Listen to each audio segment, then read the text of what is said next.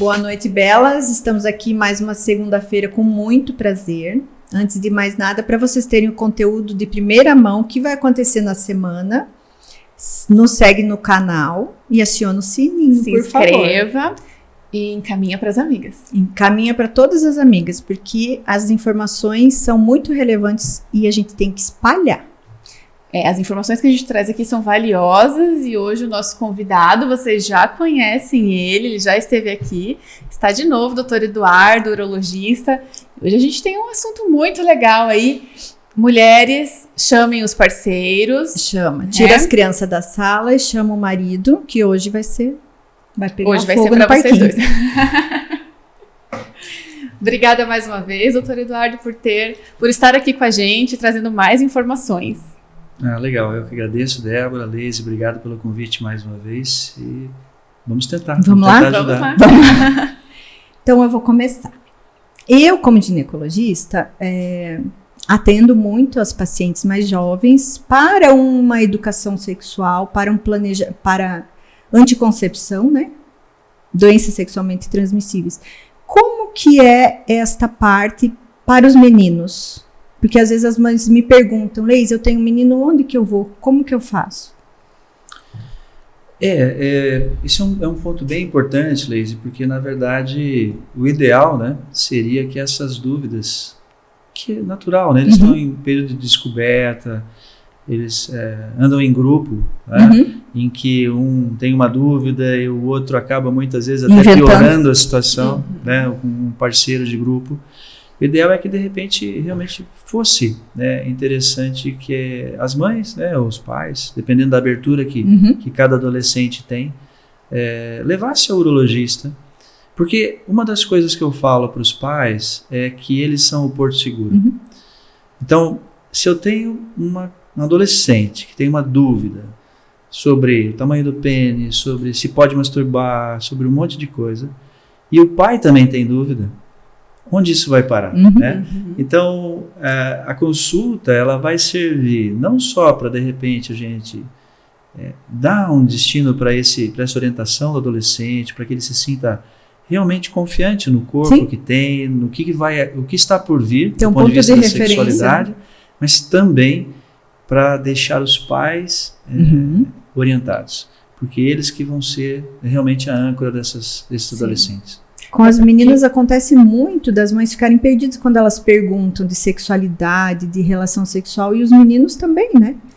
Sim, daí a mãe fala assim, sai com ele e fala com ele as coisas, mas não é assim, né? Às vezes o pai também não sabe, né? É que esse diálogo, ele ainda ele é travado nas famílias, né? Conversar sobre sexo, né? Ter essa abertura para que esses adolescentes se sintam um pouco mais seguros. Então, o médico, ele entra nesse momento como uma âncora referência muito importante, né? Porque realmente eu vejo até com as meninas agora, Leise, isso tem uma procura maior, eles chegam até meu consultório para falar sobre isso, né? Psicoeducação sexual mesmo. Mas parece que os meninos é como se eles já tivessem que saber, e não tem né? Como, como né? se tá ali e aí o pai fala poucas coisas e aí vem o perigo do grupo e hoje da internet. Né? Então, o que eu falo para os pais se vocês não conseguem, não estão conseguindo esse campo, né, porque bate nas suas travas, nas suas crenças, procura um profissional para que encaminhe esse diálogo de uma forma saudável, porque o que a gente tem de informação na internet hoje é muito perigoso. Né? Puxa, você falou uma frase assim, que a princípio eu falei, que danada, roubou minha frase. E é que justamente que os meninos parece que já tem que nascer sabendo. Isso não existe. Ninguém nasce pronto, né? Tudo é um processo, né? E o grande problema, né, Débora, dessa questão do acesso, né, a essas informações não teoricamente adequadas na internet, porque é muito difícil você separar o joio do trigo, né? É que você vai ter muitas vezes exemplos que não são a realidade. E ele toma aquilo como base, né? Então, eles não têm discernimento ainda, a maturidade para entender essa diferença do que é real e do que aquilo é fantasioso. Porque aquilo é montado, né? E acabam se perdendo nessa perspectiva e sempre achando que estão aquém do desejado. Né? Até a orientação importante. sexual também, eles ficam muito em dúvida, né? Sobre o desejo, Sobre né? o desejo, sobre a orientação sexual. Eu acho que os médicos, nós devemos participar mais disso. E tem essa procura? Você tem visto aumentar essa procura dos adolescentes, os pais levando esses adolescentes, ou ainda deixa a desejar? Deixa a desejar. Ela é uma consulta extremamente simples. Basicamente, é muito difícil acharmos grandes alterações. Né? Então, assim, a gente pergunta, né, se eles têm alguma dúvida especial, às vezes fica um pouco inibido, mas na sala de exame, às vezes eu repito, olha, você está fazendo isso, tem masturbado, está tudo bem, está saindo sêmen, tem dor, né? Olha aqui, ó, teu testículo está normal, né? Teu pênis é um tamanho bacana, fica tranquilo. Então, assim, é uma consulta que para o médico é relativamente simples, mas que pode fazer uma modificação muito grande em problemas futuros, né? Principalmente você, Débora, que trabalha, né, com essas disfunções. Sim. E a gente tem visto, né, cada vez mais indivíduos no auge, né, da vida profissional, ganhando dinheiro, bem-sucedidos e sexualmente extremamente inseguros, querendo tomar remédio, fragilizado, muitas vezes até não se dedicam aos relacionamentos por causa disso, preferem eventuais, né? Eventuais. Orcaholic, eu sou orcaholic. Não, ele não quer ir para o enfrentamento. Né? Então, foca em outras coisas, né? Mas eu acho que ainda a procura existe, mas é bem, bem baixa. Os pais que precisam tomar mais consciência disso para que encaminhem, né, os filhos. E essa questão da educação sexual, a pornografia é um péssimo caminho. É um péssimo livro. Um péssimo livro. Em gerações anteriores que a internet não estava aí, eram as revistas, né? Era mais difícil o acesso, era um pouco mais difícil. A gente, né, sempre tinha um do grupinho que trazia a revista escondida, né? Enfim. Mas hoje não. Hoje qualquer pessoa, qualquer criança de qualquer idade entra e pesquisa alguma coisa e o que aparece é pornografia, né? E é péssimo isso para o homem e para o casal. Porque depois a performance que é esperada do homem e da mulher é inexistente, né? Antigamente, com essa questão das revistas, por exemplo, era uma pornografia estática, né? Então, havia amostra anatômica, mas não tinha essa fantasia que filmes pornográficos ou que a internet, principalmente com o objetivo, infelizmente, comercial, né? Ele quer vender um produto, quer vender alguma coisa. E aí ele coloca uma performance irreal, né? Então, acho que isso é bem complicado hoje em dia, né? Então, acho que a gente tem que tomar bastante cuidado. E os pais, nessa questão, eu já vejo, assim, muitas vezes, adolescentes ou pré-adolescentes direcionando o que querem da saúde.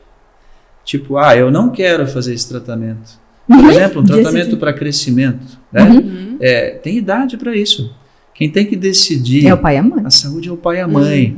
E hoje o pai e a mãe muitas vezes são reféns de crianças e de adolescentes. Nas meninas também. Às vezes elas não querem fazer tal coisa. Eu falo, olha, ela não vai tomar anticoncepcional. Ela vai esquecer. A senhora tem que ajudar a fazer alguma coisa que seja efetiva. E a gente tem que retomar isso, né? Exato. Então é muito importante os pais terem retomar o controle de seus filhos. Não é uma questão de ser ditatorial, não é isso, mas é que você tem que tomar decisões. A hierarquia deve permanecer, né? Ele não é ainda apto a decidir que caminho a saúde ele vai tomar. E os meninos são muito expostos, né? Do ponto de vista, tem que aprender no mundo, daí eles vão, as meninas em geral têm um pouco mais de reserva, assim, do ponto de vista familiar, um pouco mais de proteção familiar, né? Então acho que... Mas elas estão abordando de uma maneira muito mais ativa os meninos, né? Que eles não sabem nem como conduzir, né? Sim, as meninas... Entendeu? Então se o menino é um pouco mais tímido, né? Elas invadem mesmo. E eles daí... As mudanças comportamentais que a gente tem visto, né? A energia feminina está muito... Elas estão muito... Está muito masculina a energia delas e elas chegam... E nós, profissionais que atuamos na área, né, nós temos que estar atentos para essas modificações de comportamento, porque o que fazíamos há 10 anos, eu não vou falar quantos anos, que eu vou entregar, tá, Liz? Mas é assim, nós temos mudança total, né? Hoje você tem um público totalmente diferente, mas se a gente puder, né, interagir um pouquinho, quanto mais cedo melhor na educação, acho que vai ser bem válido. Sim. Eu acho que eles, né, porque passa do pediatra para alguém, né? Fica um limbo ali, né? Então ela vai para ginecologista e a gente vai ter que começar a ensinar a ir para o urologista, para ter um ponto de referência, né? Porque DST é nos adolescentes. E aparece lá para mim que eu tenho que pedir para o menino. E vale ressaltar esse tópico que você levantou. A gente viu, por exemplo, eu tenho nos últimos 4, 5 anos de atividade de consultório um enorme aumento de incidência, por exemplo, de sífilis. Sífilis voltou. Então, o que causou isso? Então, os pais têm que saber, por exemplo, que com o coquetel da AIDS, né, eles têm uma falsa. A AIDS não vai matar mais, então eu não preciso me proteger. Então, todo aquele processo de cuidado de doença sexualmente transmissível que ocorreu depois da década de 90 está se perdendo depois do coquetel. Então, essas orientações, elas são fundamentais. E não é só sífilis. Papilomavírus, né, uretrites. Elas vêm para a primeira consulta ali, né, de orientação, deu aviso, ó, vocês não voltem aqui em 1 ano com verruga, que é DST que a gente está conversando agora. Porque às vezes elas não ligam uma coisa na outra, entendeu? E também, tecnologicamente, vamos colocar, por exemplo, a orientação dos pais para as vacinas. Né? Dizem, mas vacina, até, né, depois da pandemia, a vacina acabou até sendo um assunto meio polêmico, mas a vacina para HPV está aí, está na rede pública, né? Está indicada para adolescentes masculinos. E não quer dizer que você está estimulando a atividade sexual, né? Isso, infelizmente tem muitos pais que pensam isso, mas se eu levar no médico, se eu falar da vacina, se eu falar sobre doenças, eu estou estimulando a sexualidade. Nossa, está estimulando a conversa saudável sobre isso, a sexualidade. Né? Porque estímulo eles já têm. Eles já têm montes. Com certeza. E quando começar, e vão começar, que seja da maneira certa. Exatamente. E para os pais, né, doutor Eduardo, o que você pode falar? O que acontece com um menino ali que está entrando na puberdade? Que modificações são essas? O que os pais vão perceber? Né? O que é o esperado para essa fase? Já vou fazer uma pré-consulta aqui, porque o meu tá com 11 anos, então eu já quero... O embotamento da testosterona, né? Que parece que eles ficam... Eles vão... É uma mudança progressiva, né? A grande questão que eu acho que pega muito para o adolescente masculino é que existe uma disparidade de idade. Como a mulher ela desabrocha, vamos usar esse termo mais antigo, né? Retrô, né? Antigo não. E ela desabrocha mais cedo. Então, o coleguinha de turma de 13 anos vê, né, a amiga, que ele está apaixonado, a se tornar quase uma mulher. Sim. E ele é um garoto que não tem nem pilificação ainda, né? Está começando alguns pelinhos no bigode, a voz está começando a mudar. E esse é o processo, né? Pilificação vai mudando, engrossamento da voz, alguns nódulos, né, no mamilo. Então, quando tem um boom de estímulo hormonal, o mamilo começa a ficar dolorido. Isso é uma consulta até frequente. E começa a ter dor, né? E isso é temporário, então a gente tem que explicar para a mãe, não, isso é normal, né? Então, assim, eles ficam um pouco tentando acompanhar, mas não estão preparados para tal. Então, acho que esse é um grande desafio no sexo masculino nessa fase, né? Eles entenderem que eles amadurecem um pouquinho mais tarde, mais lento que as meninas. Os pais têm que dar essa questão. Então aí entra, por exemplo, comparação de tamanho do pênis, né? Porque daí tem um amiguinho que teve, né, o boom de testosterona 1 ou 2 anos antes, então o pênis vai estar maior, vai ter pelo, e eles vão no mesmo jogo de futebol. Aí esse garoto começa a não querer ir no jogo, porque ele vai tirar a roupa no vestiário. Exatamente. E tem amiguinho com pelo e o outro não tem pelo. Então, assim, é trabalhar essa individualidade. Passar para o adolescente é um processo que ele vai estar apto no tempo dele, né? Entender isso. E às vezes eu chamo, pai, vem cá. Quando foi para você?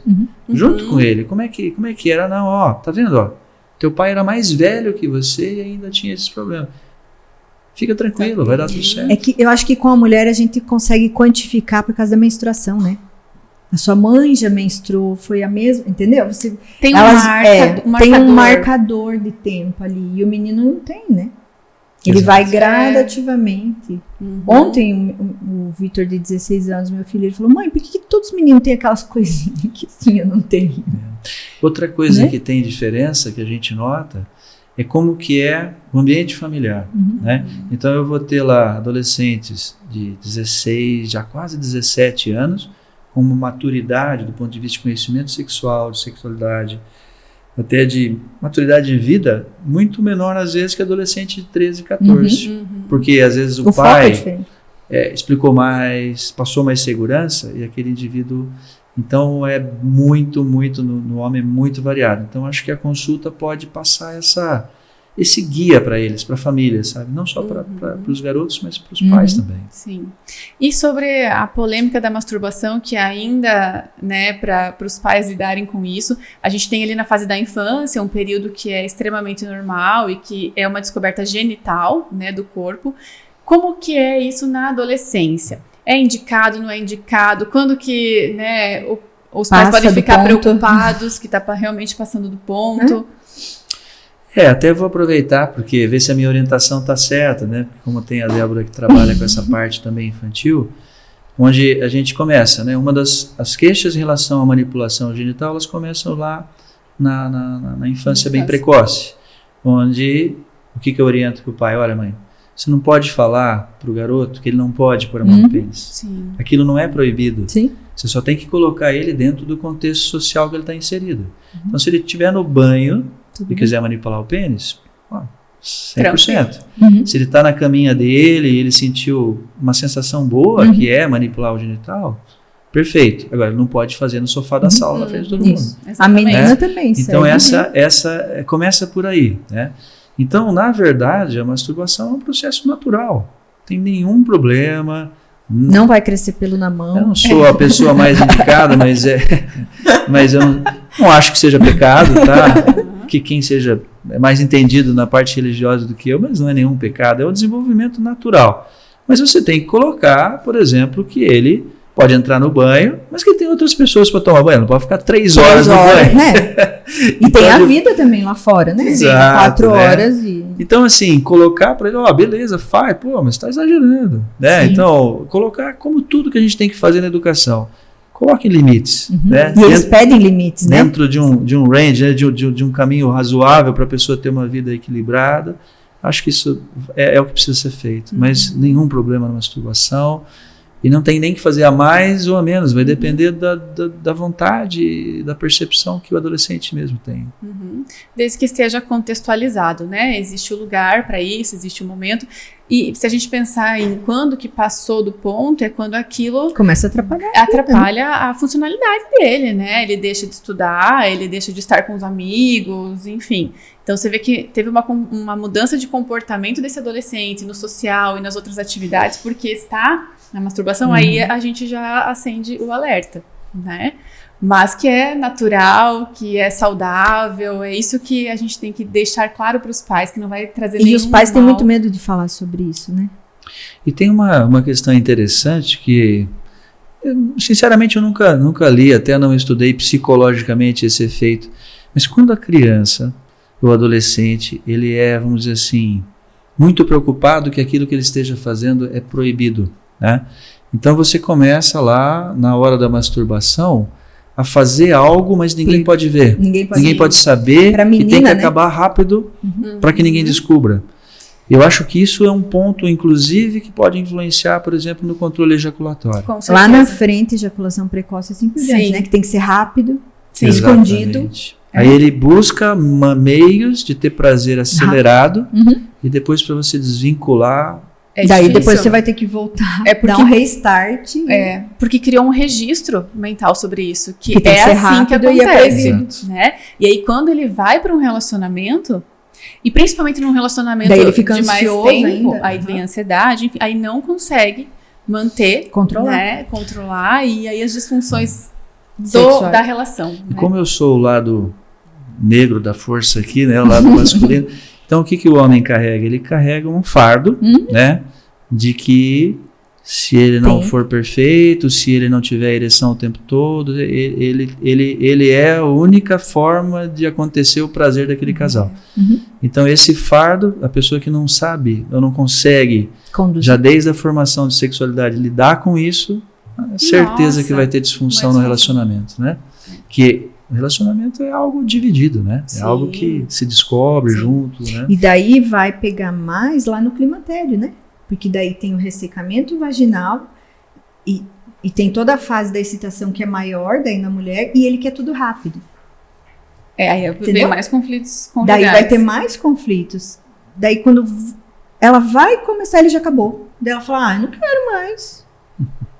Né? Eu tenho uma história interessante que um dos poucos pacientes que, se a gente for contabilizar hoje das consultas de disfunção sexual, quase que 70% delas têm relação com ejaculação rápida, né? Ou antes do que gostaríamos, né? Porque esse tempo é muito relativo, porque depende da parceira. Depende da parceira. Eu brinco com eles, se o homem fosse sozinho no mundo, se não existe mulher, tudo estava perfeito. Você é perfeito, né? Você atinge prazer.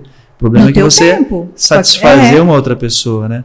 Então, eu tive um paciente que tomava, né, medicação também para buscar o retardo na ejaculação e a esposa veio pedir para parar, porque ela gostava que era muito... Porque ela não tinha prazer na relação e ela queria que a relação fosse rápida. Exatamente. Então, você vê como é complexo isso. Né? Exatamente. Às vezes no climatério eu melhoro a paciente, que eles tanto reclamam que a mulher não tem desejo, daí elas começam a ter mais desejo, daí eles ficam amedrontados, entendeu? Agora ela melhorou e eu vou conseguir dar conta?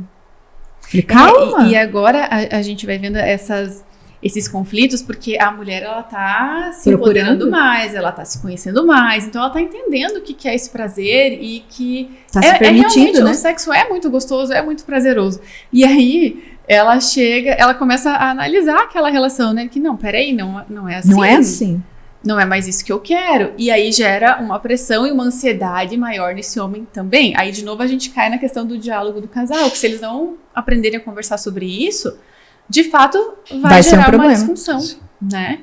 E isso que... E a mulher, se ela tiver disfunção, que tem dor, ressecamento, síndrome, ela não precisa ter ereção, né? Ele tem que ter ereção e tem que manter.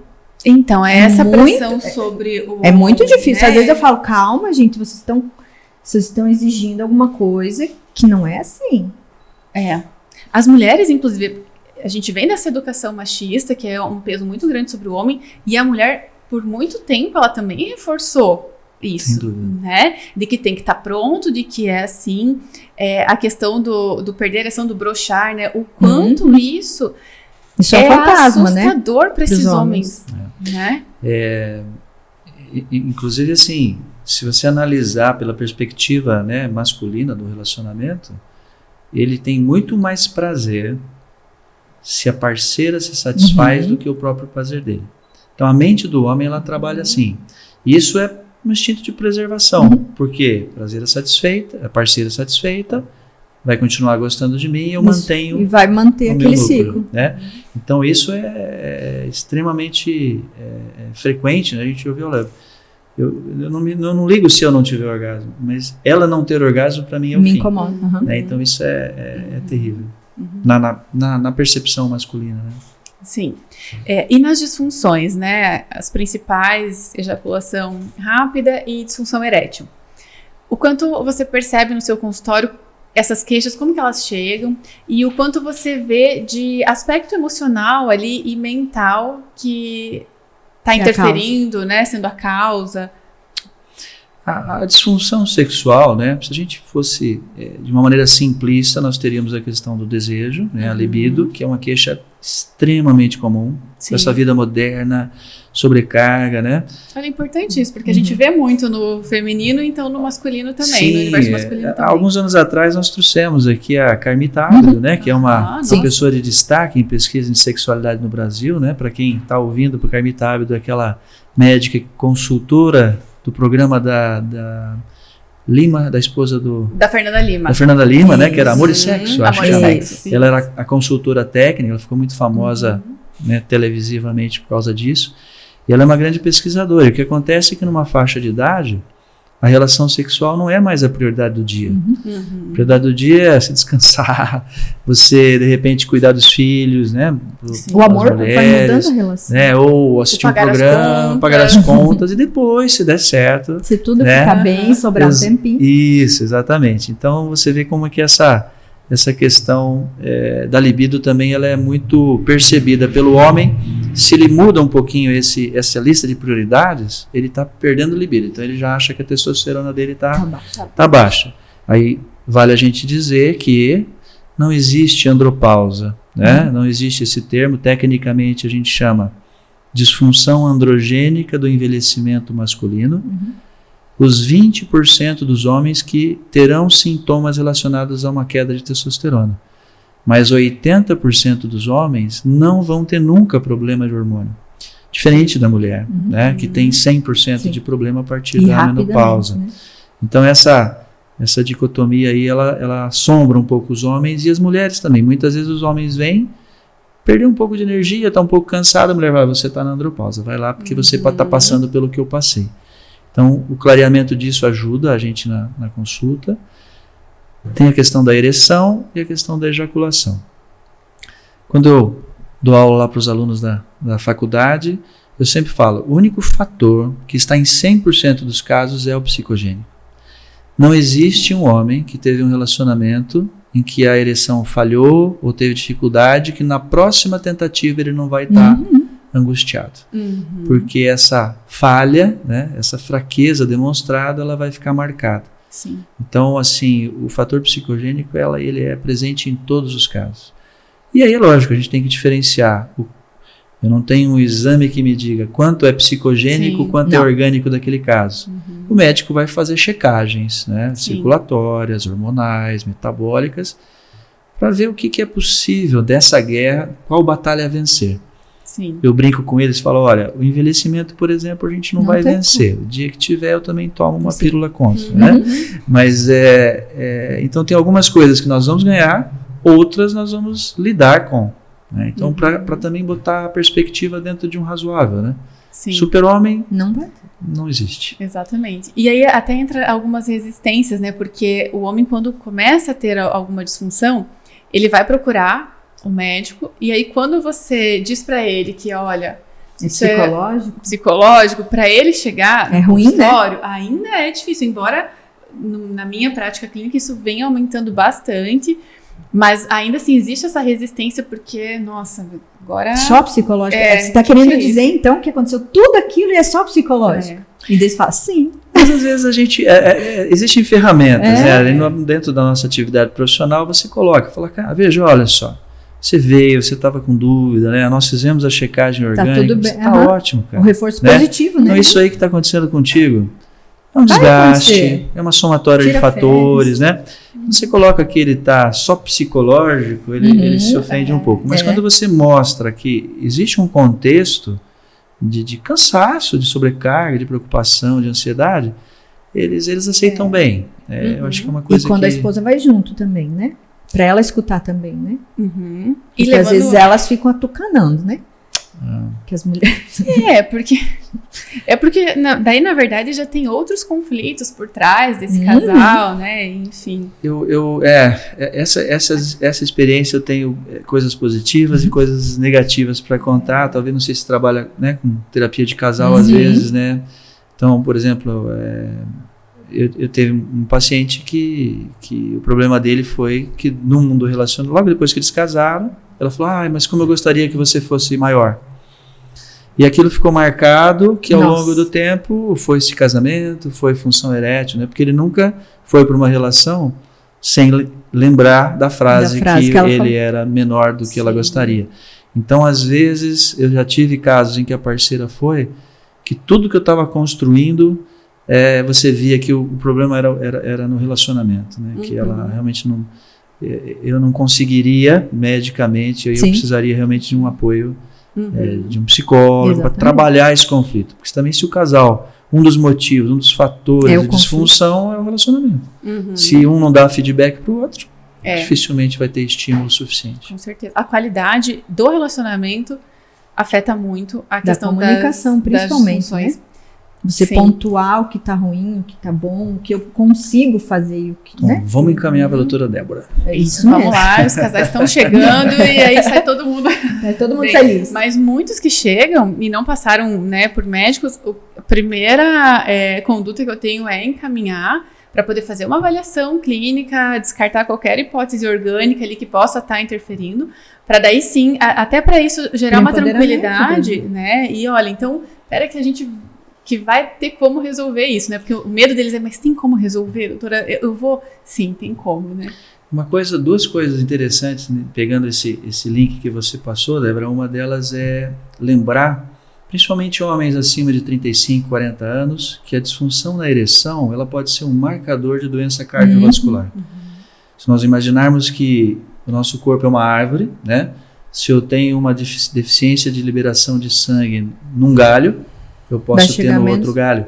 Então, a parte cardíaca, ela tem que muitas vezes ser avaliada antes de iniciar o tratamento.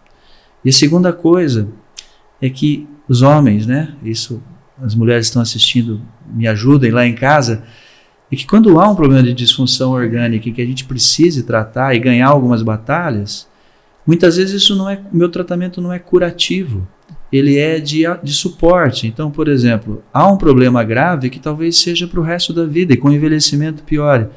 Então, os homens querem um tratamento de 15 dias, Sim. O resto da vida, bom. E eles voltarem a ser o que eram 10 anos. Então, essa perspectiva na primeira consulta eu já coloco. Eu falo, olha, não é assim. Se você tiver que tomar remédio, muitas vezes tem que tomar remédio, mas temos remédio. Esse que é o importa, exatamente. Né? Então, acho que essa é uma outra mensagem interessante para os homens, porque eles querem algo que nem um antibiótico. Eu tomo uma semana... Tá resolvido. Eles não conseguem ver que o pênis é a microcirculação e que é a primeira que vai ser destruída. Então, eles não conseguem ter ereção e manter, né? Quando você começa a explicar dessa maneira, eles vão ter que mudar a vida deles, né? É que aí entra a questão da terceirização da responsabilidade, né? Então, eles vão se ter eu que vou mudar. lá, o médico me dá um remédio, um tratamento, é mais pronto, fácil. Eu não preciso fazer nada, né? E aí que está, né, a grande, né, sacada, que é realmente estilo de vida. Estilo de vida. Quando a gente pensa em longevidade, tem um estudo muito famoso que foi da Universidade de Stanford, era um psicólogo também, o Dr. Louis Terman, que é quando estudaram o grupo de pessoas com alto índice de coeficiente de inteligência, o que eles faziam para viver mais. 75% são nossas escolhas. Então, muitas vezes as pessoas falam, não, meu avô, meu pai viveu tanto, eu também vou viver. Não, essa genética vai te proteger 25%. 75% é se você fuma, se você exagera no álcool, se você faz exercício, se você cuida do seu peso, se vai no cardiologista. Então, eles precisam entender que eles têm que trabalhar para conquistar. A responsabilidade sobre a isso, responsabilidade. Né? Sim, porque é bem mais fácil a gente e jogar agora, nas com a costas pandemia, da genética, aumentou muito o consumo de álcool, né?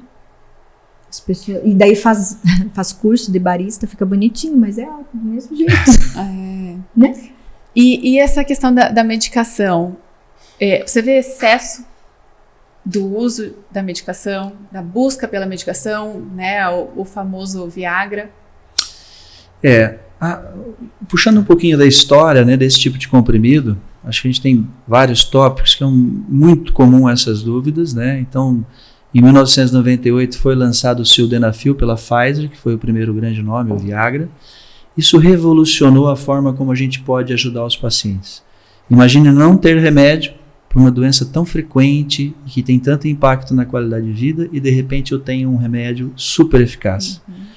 Então, é lógico que o que vem para o bem acaba vindo algumas coisas para o mal. Então, hoje a gente vivencia muito frequentemente o uso recreativo desse tipo de medicação.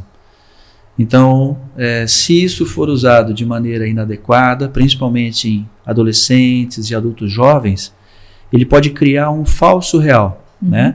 Onde eu coloco uma ereção super poderosa, quantas horas eu quero, ejaculo 3 vezes sem perder a ereção, eu sou o máximo. Sim. Só que esses indivíduos vão envelhecer e esse tipo de medicação às vezes não vai ter o mesmo efeito no futuro. Então eu crio grandes disfunções. Um outro problema da medicação é o contrário, o receio de tomar. Então, tem muitos homens que têm medo. Lembrar que a medicação, se nós colocarmos 1998, olha quantos anos, nós estamos quase 30 anos, são remédios super seguros, porém tem que ter indicação médica. Então, senão você sobre perde a medicação, essa estratégia, né? Vá ao médico. Preciso, ótimo, vamos usar. E tenho segurança para isso? Tem contraindicação absoluta para essa medicação? Tem, você pode. Então, se o médico falou que pode, use. Pode. E seja feliz. Né? Agora, não use quando não precisa. Ou né? não use ou não use comprando na barraquinha, né? Exato. Esse que é o grande problema do tratamento. E tem, né? Acho que essas mensagens são fundamentais. E daí, às vezes, usa... E a mulher não sabe, daí ela só vê o remedinho, vira uma confusão, né? Sim. Então, se os dois forem juntos, tanto na Débora quanto no ginecologista, a gente vai resolver bastante. E esse é um ponto que eu toco muito com eles. Eu falo, gente, você conversou com a sua esposa sobre esse, ou seu parceiro, ou sua parceira, sobre o fato de você estar se tratando? Ela sabe que você está na consulta, ou ele sabe que você está na consulta? Não tem que esconder. Então, a partir do momento que eu consigo convencê-lo que ele tem que dividir aquela carga, o tratamento... É mais leve. Inclusive, tem pacientes que voltam no retorno com os exames e falam, Eduardo, eu já sarei. Não precisava, quase eu nem fiz os exames, porque só de conversar contigo e conversar com a minha esposa, resolveu o problema. Né? Então, você veja como é complexo isso, a gente tem que desmistificar. Exatamente, justamente essa pressão, né? De eu tenho medo de falar para minha esposa, o que ela vai pensar de ela mim, vai pensar não sou mais homem que chega, ou é porque eu tô traindo, enfim, né? E aí uma conversa resolve muita coisa. Esse é um dos motivos de consulta. Doutor, eu vim, realmente não estou bem, mas agora ela acha que eu estou traindo. Eu quero melhorar porque eu não estou traindo. Eu estou com dificuldades, né? Então você vê como os homens também sofrem calados. Claro que sofrem. Claro que sim. E aí você pega uma mulher que tá com a autoestima baixa, insegura. E ela vai achar traição. Ela vai achar traição onde não tem. Aí precisa convencer essa mulher. Ela vai achar. Então, tudo é muito... É complexo, né? O ser humano é complexo, mas com as informações que a gente traz aqui, as coisas podem ser mais fáceis. Acho que a gente tem que só deixar ainda um recado sobre essa questão da medicação para esses jovens, né? Que é a busca dessa autoafirmação do ego, essa comparação de quem tem o pênis maior. Isso é de muito perigoso.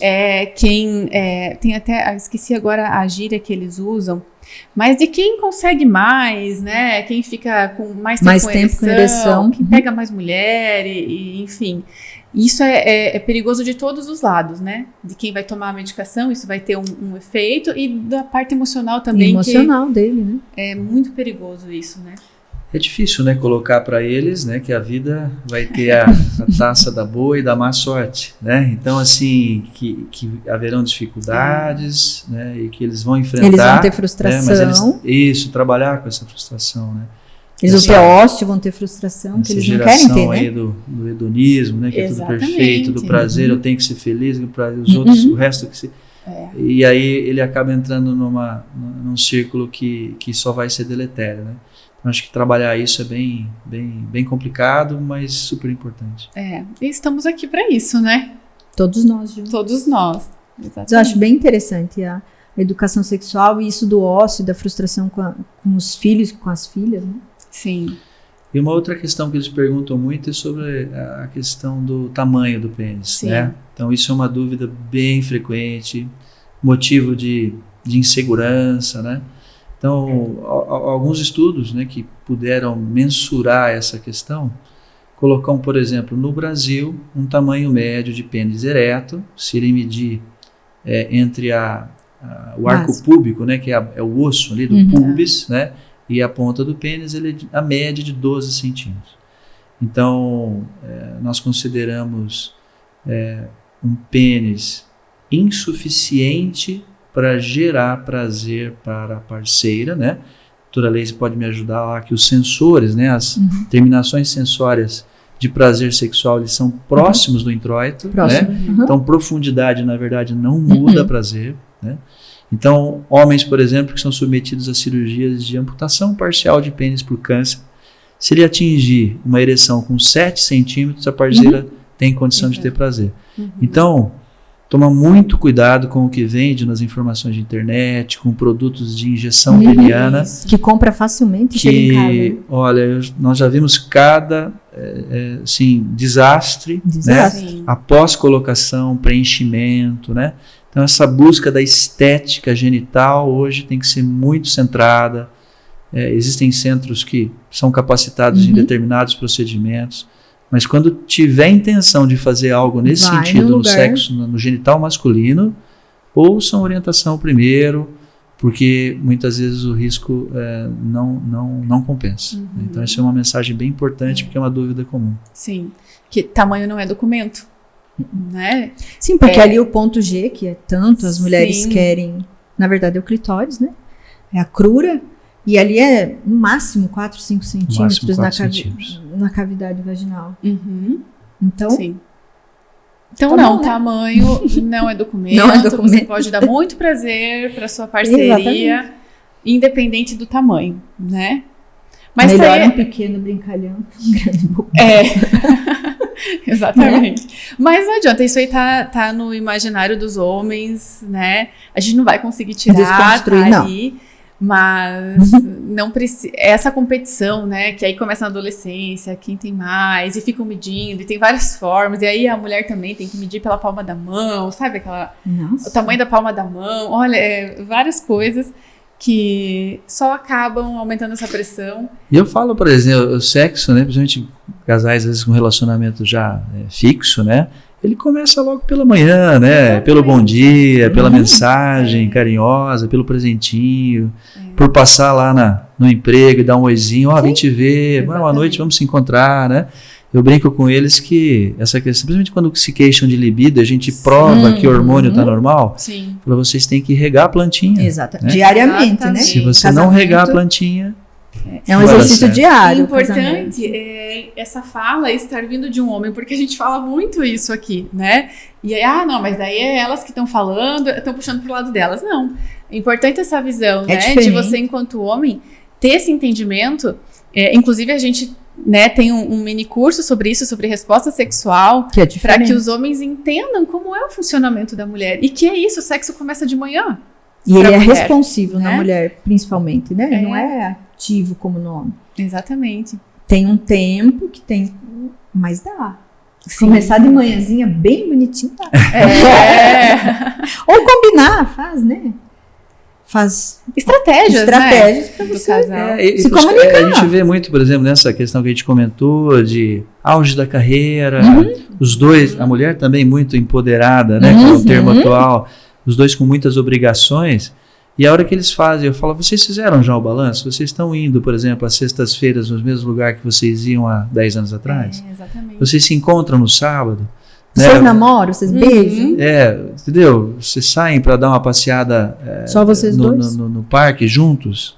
Exatamente. Coisa que você fazia para tentar conquistar ela naquela época, né?